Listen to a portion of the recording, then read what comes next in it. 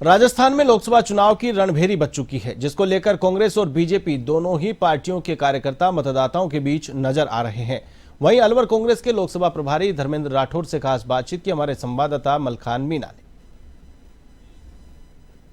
राजस्थान में लोकसभा चुनाव की रणभेरी बज चुकी है, तो ऐसे में कांग्रेस और बीजेपी दोनों पार्टी अब चुनावी मैदान में तैयारियों में जुट चुकी हैं।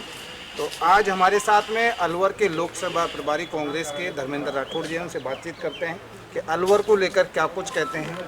धर्मेंद्र जी, अलवर में एक नया चेहरा उतारा है आप लोगों ने, इस बार क्या कहेंगे? जिस तरह से नया चेहरा ललित यादव जी हैं, क्या कहेंगे उसको लेकर? किस तरह की तैयारियां हैं? क्योंकि वैसे तो पूरा देश में, राजस्थान पूरे प्रदेश में सब जगह मोदी जी की सरकार के विरोध की लहर चल रही है।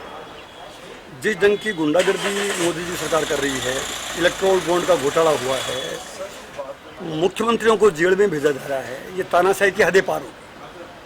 इसलिए मैं लोकसभा अलवर का प्रभारी होने के नाते आपको कह रहा हूँ कि वहाँ का हमारा जो कैंडिडेट है ललित यादव, युवा है, और बीजेपी की जो कैंडिडेट है वो बाहरी भी है। मोदी जी कहते थे कि वोकल फॉर लोकल, उसमें भी हमारा प्रत्याशी लोकल है, युवा है।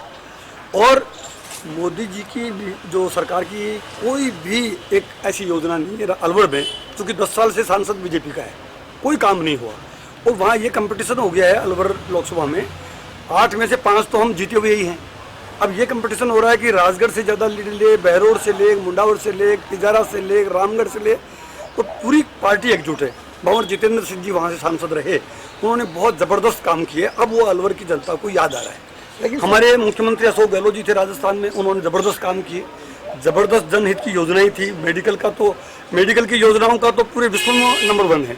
इन सारे हालातों के बाद, और उधर उनकी जो तानाशाही, इनके विरोध में किसानों का आंदोलन चल रहा है, युवाओं को नौकरियां नहीं है, महंगाई एक्सट्रीम पे है। राहुल गांधी जी ने न्याय यात्रा और भारत जोड़ो यात्रा के माध्यम से पूरे देश को, युवाओं का, महिलाओं का, दलितों का ध्यान खींचा है। तो हम ये कह सकते हैं इस बार अलवर लोकसभा रिकॉर्ड वोटों से चुनाव जीतेगी कांग्रेस पार्टी। लेकिन सर, एक सबसे बड़ा एक भी सवाल ये भी है कि दोनों ही जो पार्टी है, कांग्रेस है या बीजेपी, दोनों कैंडिडेट है वो एक ही समाज से है। तो क्या देखते हैं कि दोनों जिस तरह से यादव हैं, तो किस तरह से आप देख रहे हैं? नहीं, देखो, समाज की मैटर नहीं, हमारा तो योग्य उम्मीदवार है, युवा है ना। इसलिए मैं ये मान के चल रहा हूँ कि कांग्रेस पार्टी का प्रत्याशी बहुत ही लोकप्रिय है, युवा है, नौजवान है।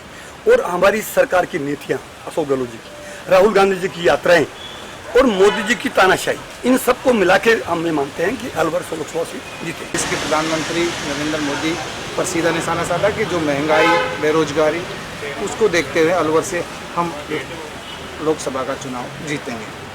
कैमरामैन गिराज सोलंकी के साथ उनसे मलखान मीना।